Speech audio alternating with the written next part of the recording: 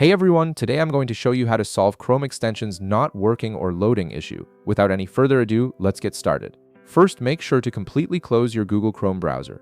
This means closing all open windows and tabs to ensure Chrome isn't running in the background.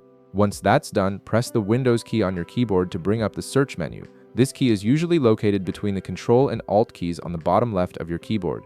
In the search box that appears, type CMD to search for the command prompt application. When you see command prompt in the results, go ahead and click on it to open the application. This will launch a black terminal window where you can enter system commands.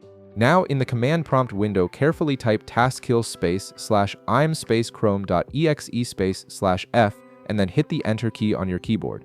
This command forcefully terminates any Chrome processes that might still be running in the background, which often helps resolve extension loading issues. Wait a moment for the command to execute and clear out any lingering Chrome processes. Now let's move on to the second method. Open your Google Chrome browser again and click on the three dots icon in the upper right corner of the window. From the drop-down menu that appears, click on Settings to access Chrome's configuration options. Once you're in the Settings page, look at the left side panel and click on Privacy and Security. This section controls various security and data management features in Chrome. Next, click on Delete Browsing Data. A new window will pop up showing different types of data you can clear.